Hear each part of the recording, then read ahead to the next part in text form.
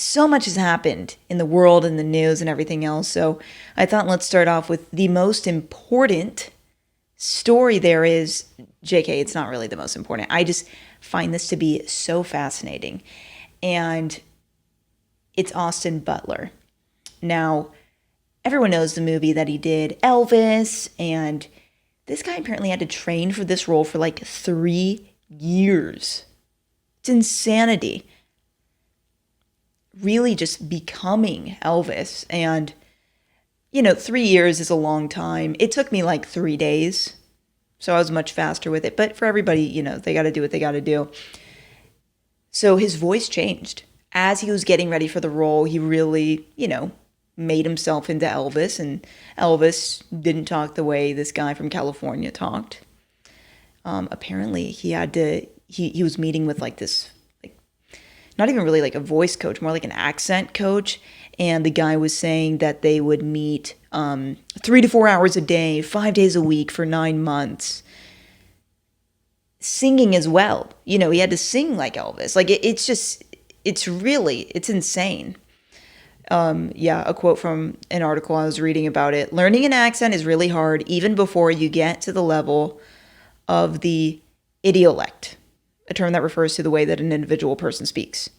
Making it so it's textured and detailed and internally consistent and inconsistent in the way that real people are, and having it fully absorbed so that you can live and react truthfully through that takes a long time.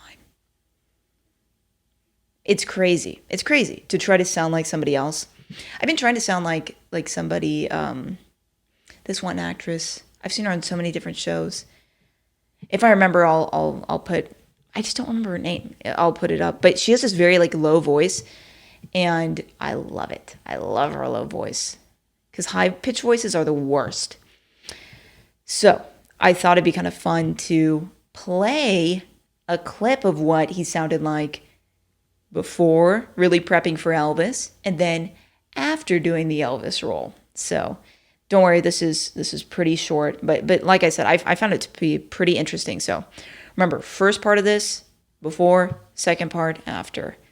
Even you can keep on with this.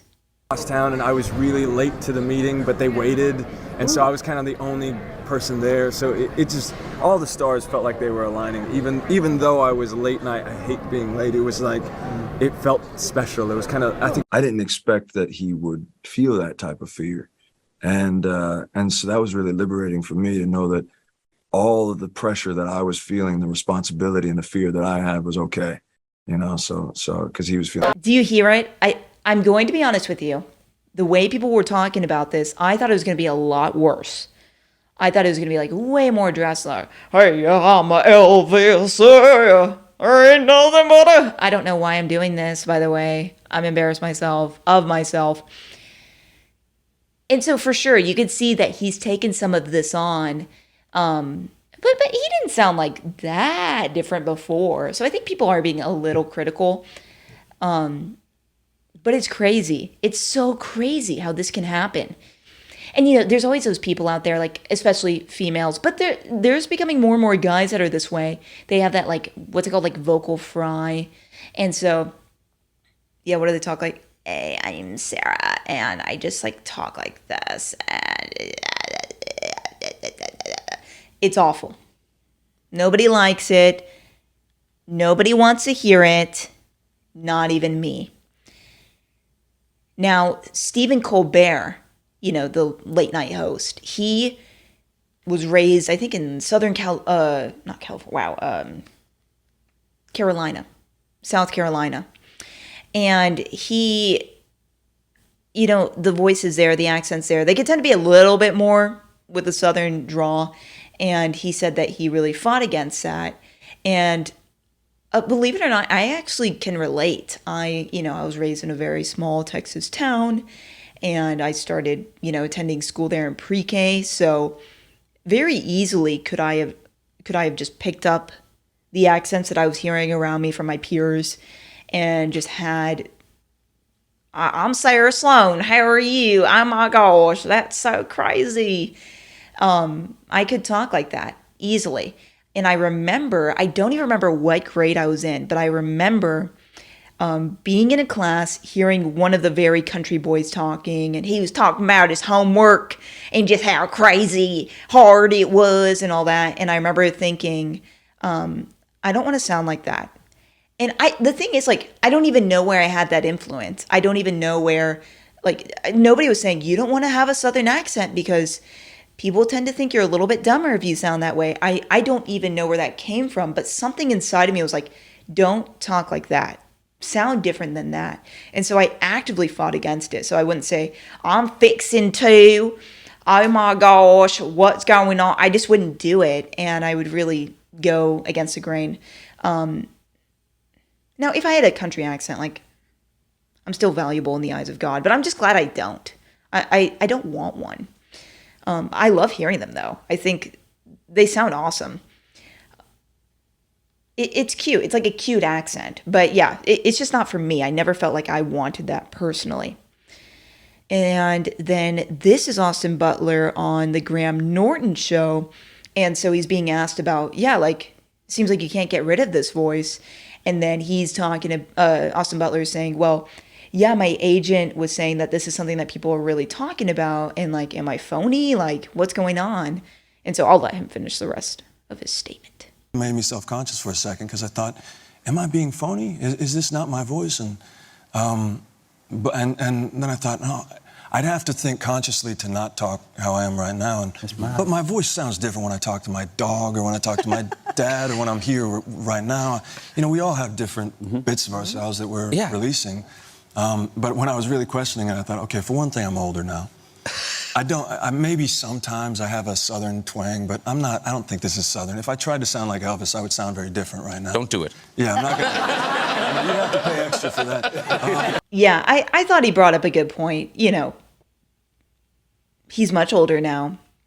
Your voice deepens over time. And yeah, I think people don't realize, but they pick up things in their voice as they go along. I'm going to admit something that it's like no one's even going to think anything of it, but it's a little embarrassing to me. There was somebody I met a few years ago, and he was so intelligent, and he had a little bit of a lisp. And I realized I was kind of picking up on that because I thought he sounded intelligent. And so if I had a little bit of a lisp, then I would sound intelligent. In retrospect, I'm embarrassed that I even thought that. But that's what I'm saying. You meet people along the way, you hear certain accents, and then you just kind of pick it up.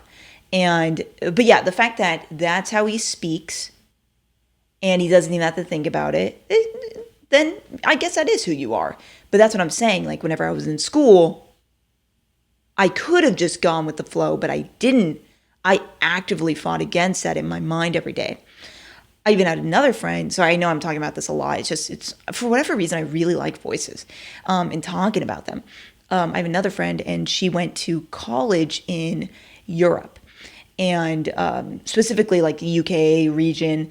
And, you know, then she came back. And even though lived in the US her entire life, just had a couple years there, you could tell she came to that college with the idea that I want to embrace this culture. I want to sound like these people. And she sounded American, don't get me wrong. But there were little things in the way she sounded where you were like, is she living there like full time? Like what's going on? Like cheer, you know, like just little things that she would say that I'm like, that doesn't sound like completely American. Versus I think if I went there, I probably wouldn't want to morph into their accents and I probably would just kind of stick to what I am. And so then I'd come back and I'd sound the same. You know, if I said cheerio and just trying to be funny. And I also want some cereal. Give me some Cheerios, please, Honey Nut specifically. Yeah, so in general, I think he was doing his thing. Elvis was cool at the time. He was continuing with his accent. And basically, people not in his life had to say, hey, do you realize what you sound like? And then he's like, oh, wow. Basically, someone had to bring it to his attention, which can be a little embarrassing. I don't even know why, but like when you realize you're talking a certain way and someone kind of calls you out, like, but there's also no problem with him sounding like Elvis. So as a whole, I think this is just a very funny and kind of interesting story.